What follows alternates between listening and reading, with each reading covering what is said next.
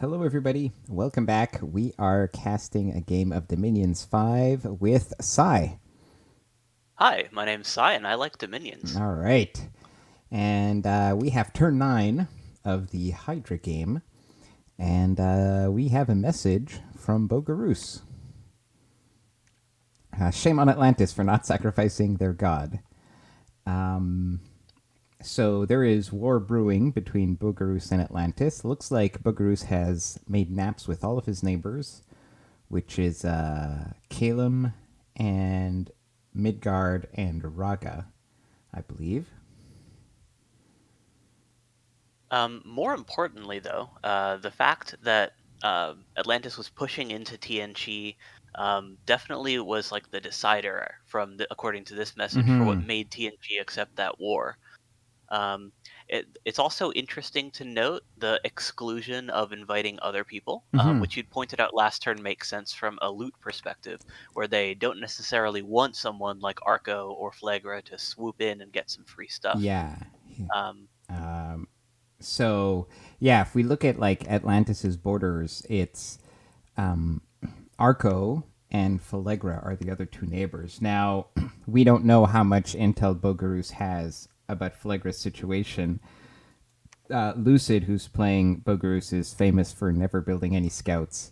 Um, but maybe through Diplo, he knows that Flegra is in a weak position. Maybe not. But he would for sure be worried about Arco coming in and swooping in and taking all the spoils.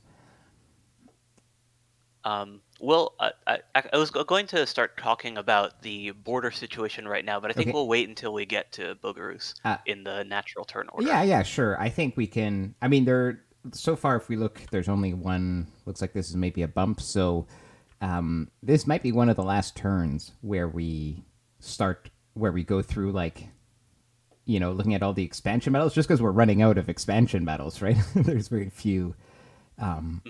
great provinces left, and it is already turn 9, which just goes to show like how important it is to get your expansion going early. So I guess let's get this started.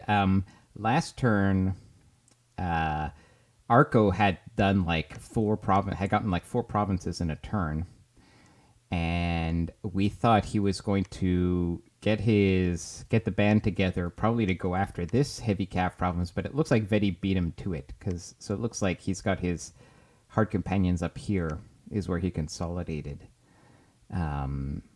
So that's unfortunate. He won't be able to get this. Um, it looks like in the south he's consolidated here. Probably going to go south next turn. Yeah, and because he and Atlantis already do have a border, they almost certainly have been talking about who's going to get which one of those. Mm-hmm. So presumably Atlantis will take one and he'll take the other. Yeah. So it'll be interesting because this group here probably goes to the land province before going underwater, because you can Atlantis is it's pretty safe to get that. Um, Right. Arcos, It would make yeah. sense from that perspective for Atlantis to take 180 and Arco to take 184. Mm-hmm. But we don't know that. We It's don't it's know. going to be Yeah, based on how the two we don't know. negotiate it. They're all pretty bad provinces, but we'll see. Arco, of course, still making work with the shipwreckers. I think they've gotten a province every turn. Am I wrong about that? They They backtracked backtrack once one here. turn Yeah, in 56, exactly. yeah. So pretty good investment. The group in 23 can most likely split to take both 10 and 14, Yeah, um, assuming that that report is accurate, because with protection, there's really not much those Heart Companions can't take. yeah. Even and this is like a small heavy calf province. I think he's feeling comfortable there. And actually, there is a group here ready to go. So presumably, this probably can't cross this border, but I'm assuming crossbowmen and phalangite and a war elephant that can definitely take one of these. Okay, that's it for Arco. Midgard looks like he. It looks like he made a mistake actually in 28. I think he forgot or had some sort of turn error that prevented him from putting troops there, because he sent only his prophet by himself. Oh, that's the prophet. Yikes. Yeah, and at some point, Midgard does want to lose its starting profit Mm-hmm. because it wants to profit an elf instead. But I think that it's a little bit too early for that, and this is absolutely a province that he could have taken based on the troops that are currently in Midgard. So it looks like that was just another mechanical error Yeah. rather than a tactical one. So he's yeah. Now this is a big stack, but these were all of the vans that were kind of in the west, and he has nowhere to expand there.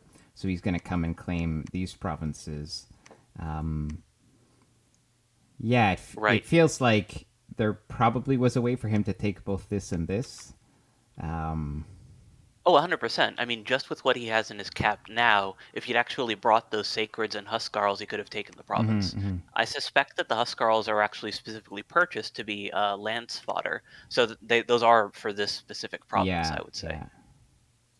The other thing is that because the connection from 6 to 16 is frozen, he can't actually hit it this turn. Um, so it's going to be another turn before he can grab that one, which is essentially automatically within his domain. But I think I'm assuming that he has rights to 181. So I guess that's Yes. where he goes next. Um, so we'll see. So he's not going to end up with a lot of provinces, but we've talked about this a lot also, and we also talked about who he might choose to elf. So, anyways, he's wrapping up his expansion here. Any forts under construction? I Not yet, don't but he see. does have two scouts built, so he's most likely going to start a fort in 37. Mm-hmm. He could start one in 42, which would draw resources from his capital, and because he's running Sloth 2, resources are actually a Yeah, consideration that might be a for, problem. yeah. It will take him a really long time in order for resources to actually be an issue, just because the veneer don't cost very much Mm-hmm. in terms of resource production. You'll eventually hit it once you build like a bunch of temples and want to like build more of those sacreds. And given that he invested in a relatively sizable bless, I expect that he wants to do that. Yeah, 12 would be another fort province potentially here. All right, Bandar log. So we were wondering who was going to get the Zotz province, and it looks like Bandar went for it, and there was no bump with Joman. We don't know if that was Interestingly, I negotiated. expected Joman to take 55. Um, Yeah. since he didn't, that means that Patal is getting all three of the contested provinces Hmm.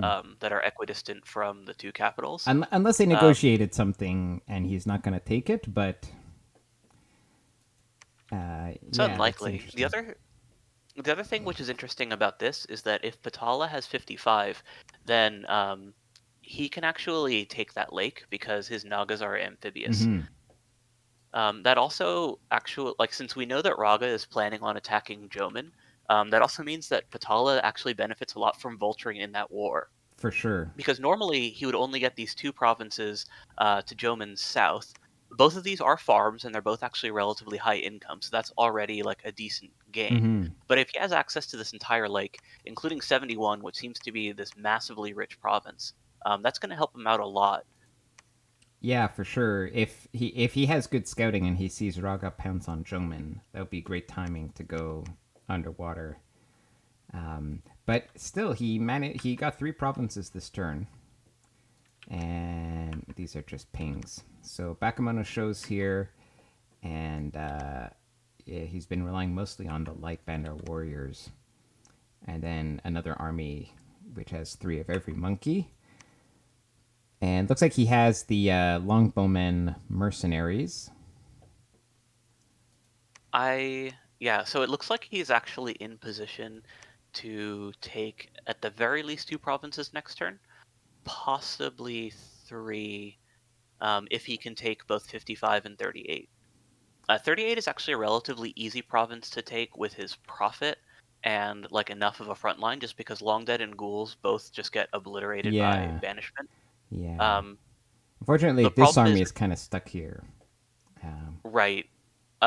The problem with doing that and sending like a relatively small force to capture it, though, is that it's a little bit finicky in that if you get overrun, you lose your profit. Mm-hmm. And along the same lines, you still need to send enough stuff to take 55, which, while it's an easy province, isn't something that you can take with just 10 guys.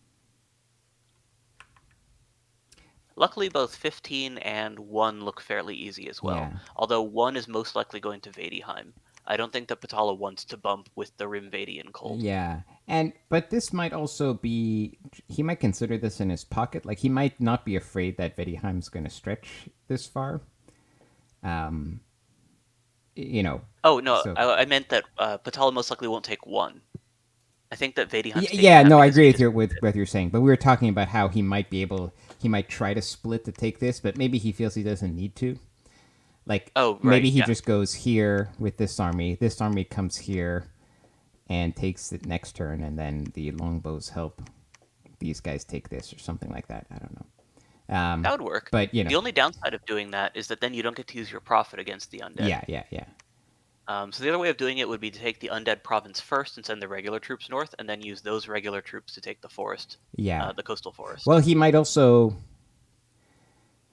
he might feel he has time before even if this is like not negotiated with Drummond. Like if there's no troops here, then unless he has like an awake expander coming in from underwater, this is safe from Drummond for a couple of turns. Hmm. All right. Moving over to Vediheim. So Vediheim pinged here because he's got a small army. Well, actually, it's not that small, and he wants to know if he can take it. Over on the west, he took out some heavy cav.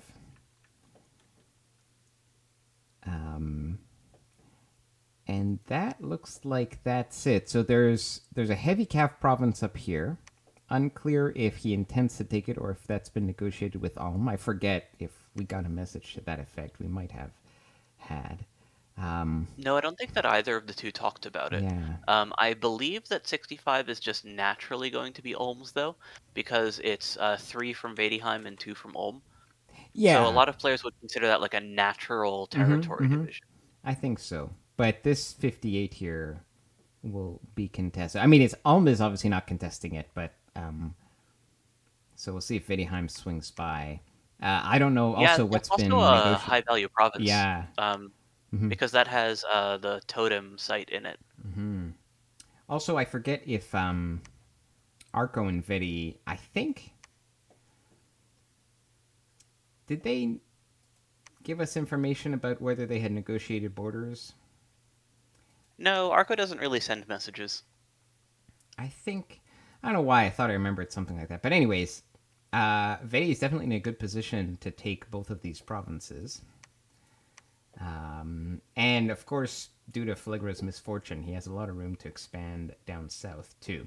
So still a lot more territory to be gained for Vediheim. Um, And you can also see that he already built labs on 8 and 48, so he's going to start doing forced recruitment for his hags there, yeah. and get his research going. So he's actually also in a very good position. Yeah, his infrastructure is doing well. I don't see a fort yet, but with the forced recruitment mages, that's less of a priority. Yeah, I suspect. I keep seeing 2 scouts in 5, which leads me to believe that he's going to fort that. He also built a scout over in 33, which is another great fort option, both because the high recruitment points are actually quite useful on Vadiheim, and because it borders that throne, which is definitely something that you want to have a neighboring fort in order to help control. Okay. The Oh yeah. throne defenders on 53 are also very easy, so that's one of the easier thrones to take. And gnomes are going to be massively useful for Vadiheim Yeah, because it doesn't naturally have earth magic. So getting legions of steel and strength of giants on your Vadi is a huge boon. for sure. Okay. Moving up a row to Tianqi. So Tianqi is cycling back east. And now is unfortunately kind of stuck. Oh no, this is cold and cold, so he can cross. Good for him. So he should be able to secure this. And I mean, it looks like he's boxed in, but actually, like Atlantis has basically declared war on him, right? So, he has places to go, namely north. The other thing that's worth noting is his god woke up early. This is Mm-hmm. turn 9, and he already has his Dormant Titan. Yeah, So he's actually in a great position to go underwater as soon as he can start forging stuff for for him. sure, for sure. So we'll have to see him in Oh action. no, Oh, I'm sorry. That's his that's the prophet. prophet, right? I'm sorry. I read the name and thought that it Yeah, was the god, he but put the name of the because thick is yeah, yeah. his thing. No, that's just the general. I'm Mm-hmm. sorry. I thought it said celestial general, and that was his titan. But nope, just a regular general. But he is massing in his capital, which I presume is going to go north to 107 and then immediately attack Atlantis on land. Mm-hmm. All right. Calum doing bird things to heavy cav here, securing the outer borders here with Joman before clearing on the inside. I think, Very typical bird yeah, behavior. typical birds. Um, did we mention that he has two mist-covered highland provinces? I don't think so. Yeah, so 108 and 100 both have mist-covered highlands. So these are, well, they're both like already known air gem Mm-hmm. provinces, which Calum always likes. They both also spawn attacks from phantasms, which Calum is actually very good at repelling, Mm-hmm. just because it has native magic weapons, so it can handle those really easily without taking much losses.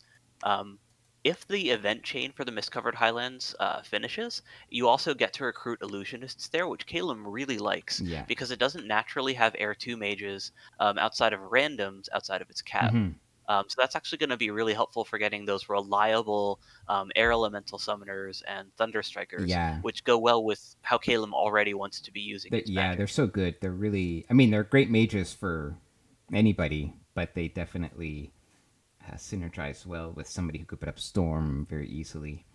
Uh, And then the other advantage is their glamour and obfuscate can help hide troops. mm-hmm. So Calum is already very mobile, so also adding in stealth options is going to increase their toolkit even further. Since they also have stealthy raptor mages and the ability to forge shade mails, the illusionists also pair really well with that for those sneaky raiding parties. That can do air elementals. Right. So you can like cloud trapeze in to support a stealth army that's already in the province Mm-hmm. and then have the entire group sneak away. It's a really potent addition to their toolkit. And we'll have to see who he chooses to use it on because right now he's putting forts up everywhere, so he's in no hurry to go attack somebody. Um, Yeah, I'm a little bit worried about that mm-hmm. because, well, he does have this like really solid start and a lot of very good provinces that once he clears these out. It's also the case that Calum is not really a late game nation. Mm-hmm. It's a nation that wants to snowball through the mid game from their excellent expansion and really effective like early mid game magic. They sort of peak once people are at like their level sevens because that's when they'll have fog warriors, wailing winds, weapons of sharpness, Mm-hmm. but they don't really get that much stronger beyond that point once you hit the super late game, just because they don't have the economic scaling of blood. And while they are very mobile, their mages are still vulnerable to most battlefield clear effects. Yeah, Um, they're they're so you they're flying, but they're like still flying humans. Like they're yeah. exactly, yeah. So they really want to push an advantage in like the early through the mid game. If they're the same size as like two other players, turn 40, turn 50, then they're actually in a pretty bad spot. Mm-hmm.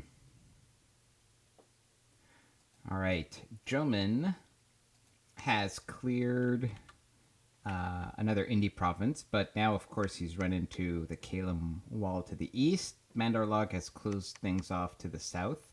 Um, no dormant Titan awake yet, so that'll hopefully for him it'll happen soon. And I guess he had recombined armies here and was hoping maybe to take this, but Raga got to it first. Recruiting Bakamona shows. So that's it. This is pretty much the extent of Joman's land holdings. Yeah, 128 is 2 from Raga, 3 from Joman, so I don't think that that would ever be in his natural expansion territory. Mm-hmm. So if you were to take it, that would essentially be a slap to Raga, which is not something that Joman typically wants to Yeah. do. We know that this Raga is really small, Mm-hmm. so it's actually like possible for a Joman to win this war if he has like some effective early magic. Um, if Jomin does want to fight Raga, like we know that Raga wants to fight Mhm. Jomin, but if Jomin wants to actually fight Raga back, I think that one of the things that he should start doing is sneaking in the Bakemono raiding parties. That way he can like flip provinces from stealth once he actually sends his conventional armies in. Now he doesn't have a ton. He's No, recruiting, but but yeah. But you need like a relative like essentially one turn, maybe a turn and a half of recruitment in order to beat PD, to beat like 6 PD. Raga has 1 PD it looks like in all of his provinces, which means that you don't need that many Bakemono shows. So he can actually recruit a stealthing raiding party that can flip a province for extremely cheap, mhm. like in the vein of like 120 gold. Um, and then just send like a relatively large number of those up into Raga's territory so that when he's ready to attack, he can flip the switch and just suddenly take over a bunch of And provinces. especially because Raga has like no infrastructure, just taking out like these forest provinces around the capital and the mountain. Well, he doesn't even have the mountain, but like um, just getting those resources taken away from the cap circle would definitely be a strong move. Yeah, and if he were to take 144 and 141 right now, that would also cut off income from 133, Yeah. 128, and 124. 124 doesn't have province defense, so he actually forgot to even push the button there. All right. Ulm has finally gotten. He had some kind of bad geography down south, so he's one army of his has been backtracking for like 4 turns. Um, this army clears out some Indies to the north, and he's been able to get some territory here that is sort of contested. Oh, it looks like there was a bump here, so we should take a look at that. But he was able to move west and There's no way Atlantis should have attacked 113. That's really that's a dumb move. yeah, and it's also Um, very okay. So let's see. Let's just look. He had 18. Okay, so it's not that the army was too weak to take the Indies. It's just that like geographically, this makes no sense, right? yeah, you can't hold that uh-huh. province. It's contested territory between Tianqi and Ulm. Again, unless you're invading Tianqi right now and are going to conquer its cap circle like in the next 2 turns, which he's not because he doesn't have armies behind this. Yeah, There's no point in taking that province because you're never going to hold on to and it. what's yeah, that's what's weird about it. It's as if it's as if Atlantis is operating as if he thinks this is like a normal move that like isn't gonna piss Tianchi off, right? It's as if he's like, yeah, I'm just gonna stake my claim in this territory, and once I have it, it's mine, and this is like the default neutral state, and now let's negotiate, right? But in a small map like this on these map nuke maps, like if you do this move, Tianchi's for sure gonna come after you, right? The other thing is, it's like even if he was planning to attack TNG, and he took 113 in order to then cycle down into TNG into 87, Mm-hmm. 107, and 109 simultaneously. And again, he's not set up to do that, but like if that had been his plan, it's very easy for TNG to just go to Ulm and say, "Hey, I'm fighting this guy. Go take Go take 113. 113." Yeah, exactly. And then Atlantis isn't going to be able to attack Ulm back or Mm-hmm. anything. So it's very easy to basically draw in someone else into your conflict, um, and just basically waste a turn of your expansion party. And he didn't even take 121 yet. There's a reasonable chance that those Mournfuls could have actually cleared that. Yeah. Now, of course, they can't because he went and lost a bunch of them. So now the Mournfuls did do damage. Let's see how this battle unfolded. We have 5 elephants and a bunch of crossbows. These elephants are just gonna get murdered by the Mournfuls. But it's worth noting that this doesn't help him. Like, Yeah. reducing Ulm's expansion doesn't do anything for Atlantis No. because Yeah. Atlantis isn't even one of his natural neighbors. So he's not going to be fighting Atlantis early. This is. Oh I wow. will say Gets though the that route. Ulm should not. So like that elephant commander is 1/6 of the elementals in that mercenary party. Mm-hmm. So you generally do want it to be in the fight as well. Yeah, elephants are kind of all or nothing, right? You either succeed and trample well, or you fail. Yeah, so there's no point in having that commander on stay behind troops the way that Ulm had it set up here. You may as well just have it go with the rest of your tramplers, or form like a second flanking trampler party. So the crossbow volleys were enough. I mean, the elephants died, but they did a ton of HP damage, which is why the Mournfuls did rout, after taking a few more crossbow volleys. These were mercs, so now they're dead, so that's fine. Ulm doesn't have to keep paying for them. But Yeah, elephants are actually one of the few units for which you actually do want Mournfuls fighting, because they have a lot of HP and relatively low defense, so the Mournfuls can actually hit, whereas in most other situations, Ice Guards will perform better. yeah. Now, this is frustrating as Ulm because, like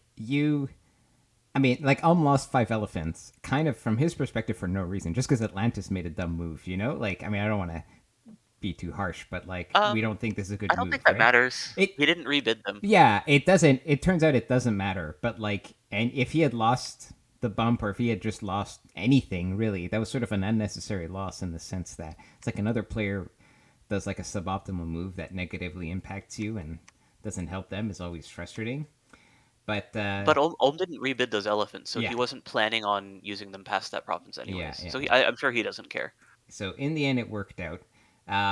Now, but this province is only rangers. This army is only rangers. Still only rangers in the capital. And he still has. This is probably going to go to Tianchi next turn, but he's got to figure out a way to take this heavy calf province. And fortunately for him, Falegra is on the struggle bus, so he actually has opportunities here to get decent northern borders going. And it looks like, well, there's one lab here. I think he has 2 Zweihanders in that northern province still, because I don't think that they died or retreated. Yeah, so he at least has those. So he has a bait squad, if not an actual front line, for going to take 114. So he can keep expanding in that direction at least. Yeah, yeah, So for he sure. gets 114 and 120, which is fine, and then he can loop back around to take 99 at his leisure. Depending on whether or not he knows about Flagra's struggle, he can also take 135.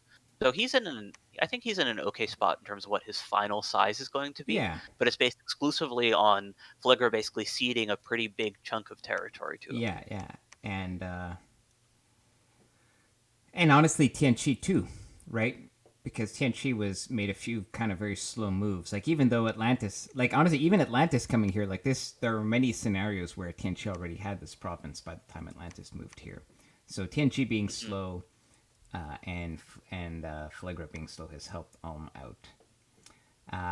Okay, shifting up to Atlantis. Um, so He's finally building ice guards. yeah, Huzzah! good for you. Um, so he still has a fort coming up here. I don't see any new forts, including underground. Now he threw this away. This expansion party here makes sense, right? He's probably going to go. Well, we don't know how this has been settled with Arco. We'll find out in the next couple of turns. What strikes me is that like Bogarus clearly is setting up to fight Atlantis. I don't. It doesn't look to me like Atlantis has any inkling that Bogarus is about to fight him. No, he Right? doesn't. Like he has no like, which is reasonable, right? Like nobody expects the turn 10 or whatever, the turn 11 Bogarus rush. Um, Yeah, and even having a big army in 166 doesn't necessarily look threatening because that could just be taking 181. yeah, and it was like, oh, like no, he knows it wasn't heavy calf, but he's this is still expansion, right? Um, Yeah, and it's not only expansion, it's expansion with an indie province immediately adjacent mm-hmm. to it, which he has every reason to believe that Yeah, Bogarus can just go take. looks everything looks normal. So Bogarus, well, yeah, Based go on ahead. Bogarus's message, Mm-hmm. it doesn't seem as though he's going to attack this turn, but he should, I think. Let's see. He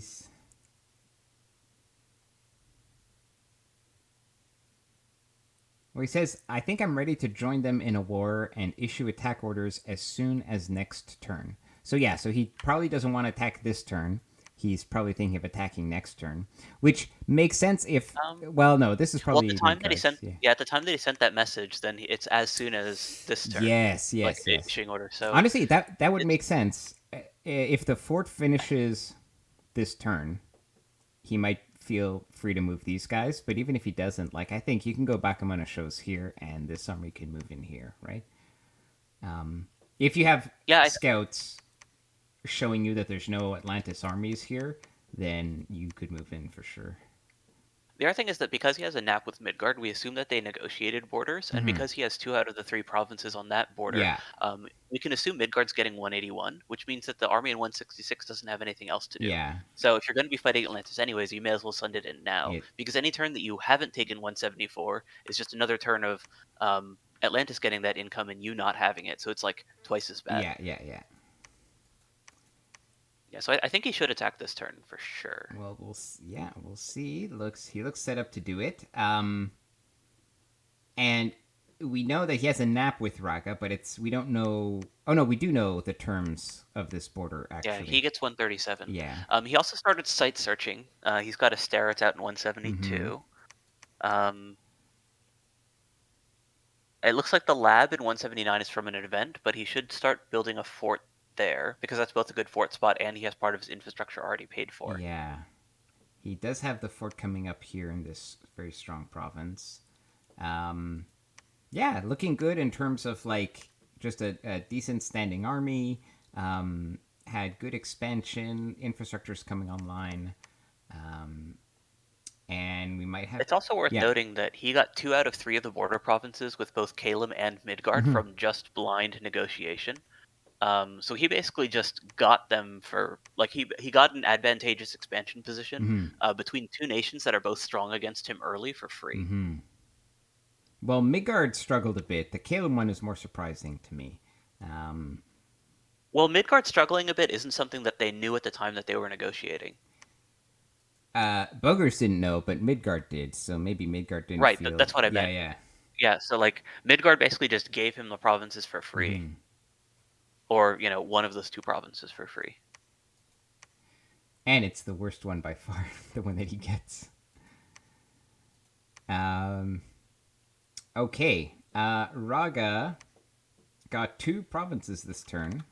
Let's see, 7 Zaydens here, 4 Zaydens there. There's a big stack. He had enough.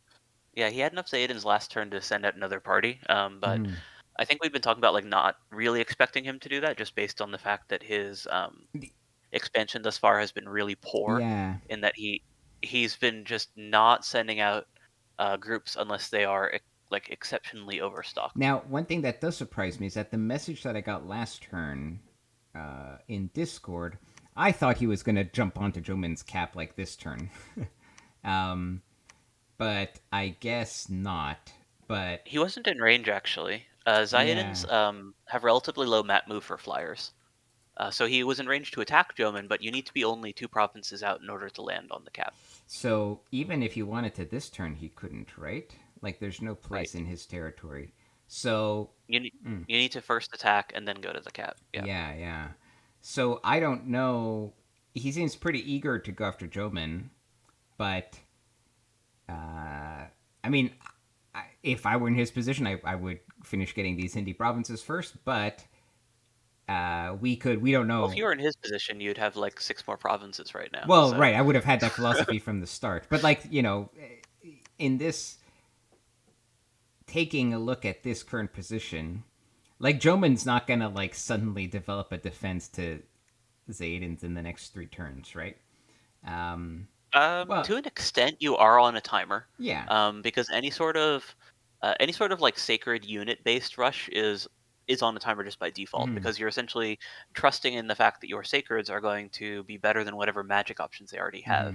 So we know that Jomin has a dormant pretender, which is going to be helpful in fending off those Zaydens later, because it's relatively easy to make a Titan immune to even extremely strong conventional units as long as you have decent alteration magic. And like just even like a little bit of construction and some gems.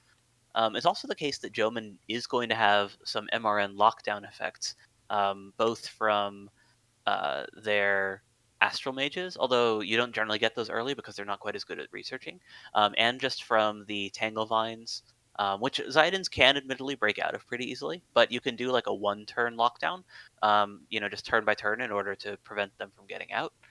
Um, so yeah, so Joman's magic early game is, He has I options. want to say, yeah, he does have stuff that can help fight. I assume he's going alt first for his god, like alt and construction. Well, that's one of the problems is that Joman doesn't necessarily know that Raga is gunning for him. So Right, whatever that's true. major recruitment choices he has to make, or whatever tech choices he has to make, they're going to be made only when Raga attacks. So that of course, that's the whole advantage of being the initiator, right? The attacker, Right. is you get to The other thing dictate though is that the pacing. Go ahead. Yeah, the other thing though is that, as I was pointing out when we were going over Patala, Patala actually stands to gain quite a lot from vulturing in, because he not only gets those two really rich farm provinces to Joman South, he also gets that water access which Raga can't take. So even though Raga, he gets the capital and he gets like one or two more provinces than Patala would get out of the war, Patala's getting 5 provinces for extremely little commitment. And if Raga gets repulsed from Joman's capital and Patala's already committed, assuming he hasn't made losses, he can then go take Joman's capital for himself. So let's imagine we're Patala here, and let's say we have scouts kind of around Joman and around Raga. So we know the rough size. We know that Raga is actually pretty small. And then, like next turn, we see Raga attack Joman. You described a very reasonable situation where Patala decides to vulture on Joman.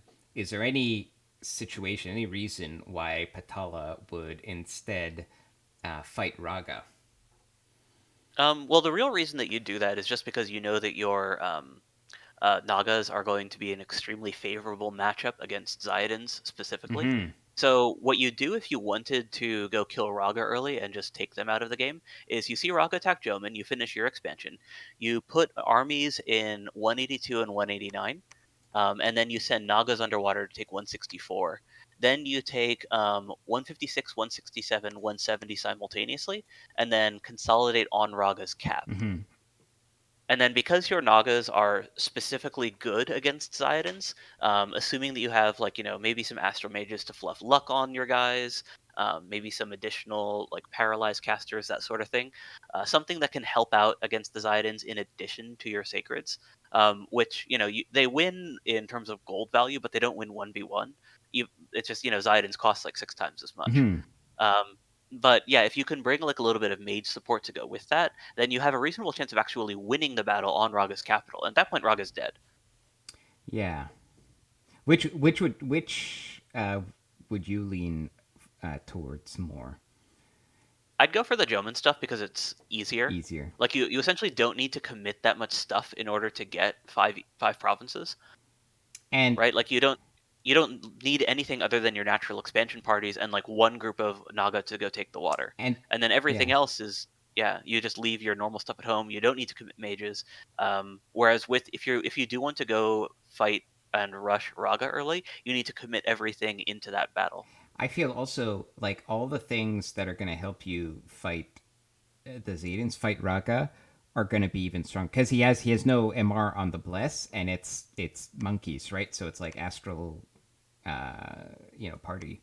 Yeah, So that'll absolutely. give him Yeah, time, like to get, I don't know, Light of the Northern Star, right, or something like that. And then you've got like you can, once you hit like a few key low research targets at on turn, I don't know, 18 or 20 or something like that, you bring like 12 monkeys, and you just have very strong astral control over the sacreds.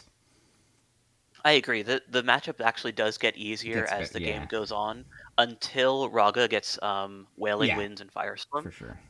Those two spells basically kind of come out at around the same time. Um, but with Raga's build, because he went Drain 3, he actually is going to need quite a bit of infrastructure in order to hit those mid-game power spikes. And he's also most likely going to want to detour into construction in order to get Lightless Lanterns. So between that and the fact that he's really small, it's going to take Raga a really long time in order to get his own magic online. So going for Joman first is definitely to Patala's advantage, Mm-hmm. because he's going to have a very large window where his magic is just going to be flat out better than anything that Raga can field, and that advantage is only going to grow until it suddenly hits that Evo 6, Evo 7 point. Okay. And last but not least, well, no, objectively least in this game, is Falegra, who has a lossless expansion this turn. Almost got their cap circle, and still has unrest here. I mean, he can't afford much to patrol. Do you know off the top of your head, like, how much is having 10 PD, right, to get the reduction in unrest? Does that come close to counterbalancing the Dominion, the Dominion effect of Falegra, or you still need to patrol it down? It's one. Like, as Flegger, you functionally accept your unrest, essentially, because when you have high Dominion, it's going to, like, balance at a certain point, and trying to patrol it down basically just expends turns. Mm-hmm. Right? Like, because the amount of unrest that you reduce based on your Dominion scales based on the amount of unrest in the province, um, and whereas the unrest that you gain based on your Dominion is static, the lower unrest you have, the higher your Dominion pushes it up, if that makes sense, compared to how much your Dominion is going to push it back down. Right. Like, you're going to There's a reach steady this state. equilibrium Yeah, point. yeah. Yeah. Okay. So I don't think that it's really worth bothering with patrolling essentially at all outside of forts where that unrest is actually reducing your recruitment. Mm-hmm. Okay. If you take Order 3, Mm-hmm. which he didn't, then you can actually be okay as far as unrest reduction goes. Order 3 and 10 PD, you're actually, like, you'll still have some unrest, but it's going to be very low. Yeah. Like, enough that you don't really mind it. With neutral, I honestly think that neutral's kind of the worst of both worlds. So, like, if you go turmoil, then you sort of accept that your unrest is going to be very high. But on the other hand, your troops don't require very many recruitment points outside of your mouflons. Like, you're basically strictly resource gated on all of your slave troops, Mm-hmm. and your cyclopes are They're limited they're recruitment like anyways. recruitment limited, Yeah. right? So you're never going to be gated on recruitment points, basically ever. So if you put that in mind, and you basically have two options. You can go either, I really want to play SimCity and balance my unrest and try to basically have like an actual good economy for my size, and then you want to take Order 3. Mm-hmm. The second option is basically you say, I know that I'm going to have unrest. I know it's going to reduce my gold income, but I want to focus on actually my nation's strengths. So I'm going to take, Magic 3, Production 3, and trash my turmoil all the way. And then I'm basically just going to, fight with the troops that I can produce and keep trying to fight and grow outside of my dominion and essentially outrun Yeah. my Outrun negative my effects my by just Dominion. having Yeah. right, just by having an effective Mm-hmm. nation. And since you don't need to spam temples anyways, a relatively large portion of your empire is just naturally not going to have your dom Mm-hmm. anyways. Um, so you can just play it like that and just be aggressive, not really have your scales in too many of your provinces, and in the provinces that do have your scales, you're just focusing on using them as research centers and troop production centers, and then not worry about the income quite as much. That's my preferred way of doing Flickr, is just the Turmoil 3 version. Yeah. Well, Um, it's more aggressive, right? That only works if you're getting most of your income from your enemy's lands, right? Not most, but a lot of your income from aggressive expansion. It's not going to well, work. sure, but Yeah. Which. it takes a while for your dominion to catch up to your territory Mhm. anyways, assuming you have like a decent early war. Like, only around half of your provinces are going to be in your dom until you get into like some sort of steady state Kind of like standoff mid-game situation. stalemate. Yeah. Yeah, so as Flegger, you don't really want a mid-game stalemate Hmm. anyways. Like, that's not really how Flegger plays. Flegger plays by just having a lab rat core of these communion slaves, which you then lose in major battles and replace those. So you want your masters to basically constantly be moving from fight to fight. So some sort of like steady state really isn't what you're aiming for.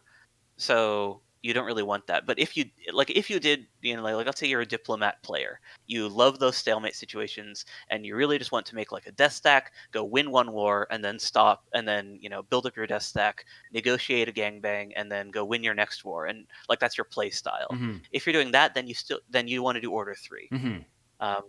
But I mean, maybe Flickr's not your nation for that, because I don't think that's really like Right. what Yeah. If where their that's your strengths style, are. then maybe you picked the wrong nation. But yeah. But in any case, neutral is kind of the worst of both worlds, right? Because you don't really have as much unrest reduction as a full order build does, Mm-hmm. but you're also wasting scales that don't actually impact your troop production. Because like order and prod at the end of the day really are troop scales outside of the unrest reduction effect. Yeah, and like I guess just the raw gold for like infrastructure and things like that. But that's less than what you get from growth. So like if True. you care about gold, you still dump turmoil and take growth 3. Yes, exactly. Because because of his awake expander, he's not like there's many points to be had by going turmoil. Right, he could definitely have gotten growth. All right. Yeah. So I think that's it. I think we covered all of the moves. We're looking forward to um, perhaps next episode, the first fights, although it'll probably be against PD, maybe in the Bogarus Atlantis area or in the Juman Raga area. And yeah, I'm excited to see what happens. Yeah, looks like we're having our first real player conflict. All right. Finally. Yeah, finally. All right. Well, hopefully, maybe we'll see next turn. We'll see next episode. Take care, guys.